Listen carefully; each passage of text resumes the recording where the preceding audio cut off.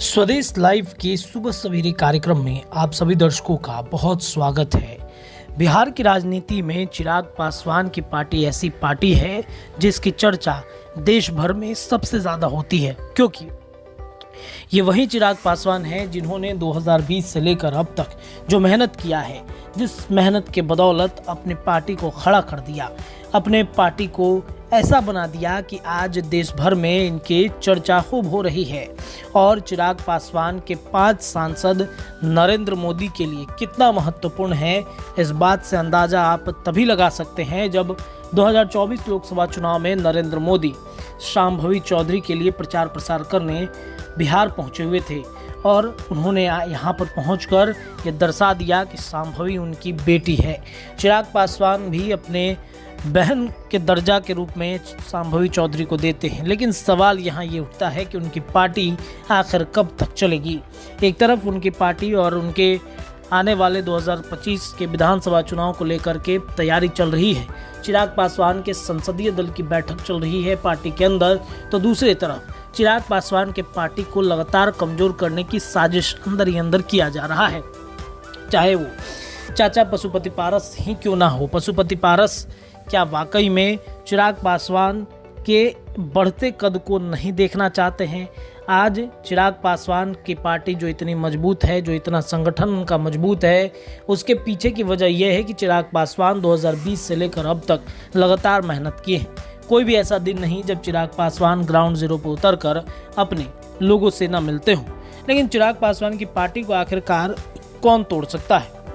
देखिए, मीडिया घरानों में इस बात की चर्चा है कि चिराग पासवान की पार्टी को जदयू तोड़ सकता है, क्योंकि 2020 में यही चिराग पासवान हैं जिन्होंने बिहार के मुख्यमंत्री नीतीश कुमार को लगभग 38 सीटों पर डैमेज किया है। 10 से 12 ऐसी सीटें हैं जिन सीटों पर चिराग पासवान नंबर 2 पर चल रहे थे।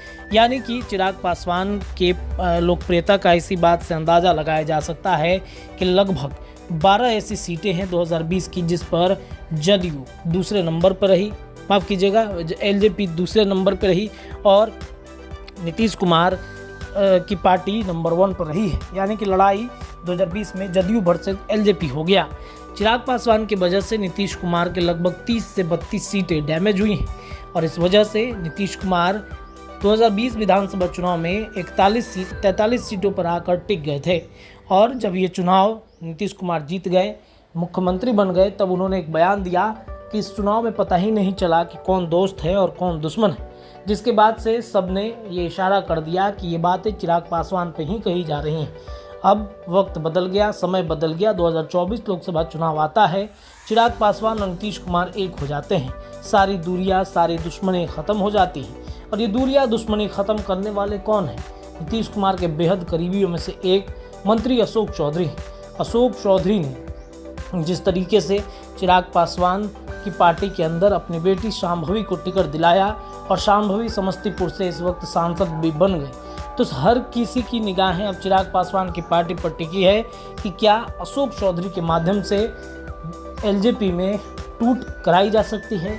आपको बता दें कि चिराग पासवान की पार्टी लोक जनशक्ति पार्टी में आखिरकार क्यों इतनी ज़्यादा भगदड़ मचने की बातचीत कही जा रही है। बात राजेश वर्मा की करें तो राजेश वर्मा जिस तरीके से चुनाव जीत करके आए हैं, चुनाव जीतने के बाद चर्चाएं तेज हो गई हैं कि राजेश वर्मा जो हैं वो भारतीय जनता पार्टी या जदयू के संपर्क में हैं। इसके अलावा वीणा देवी भी, उनके पति चूँकि जदयू के नेता हैं, तो कहीं ना कहीं वीणा देवी को तोड़ा जा सकता है। शांभवी खुद अपने पिता की वजह से आ सकती हैं। तो ये कहानी क्या अपने आप में सत्यापित हो रही है? क्या वाकई में चिराग पासवान की पार्टी को तोड़ने की साजिश चल रही है? सुबह सवेरे के इस कार्यक्रम में इतना ही, लेकिन अपनी राय आप कमेंट में रखिएगा। धन्यवाद।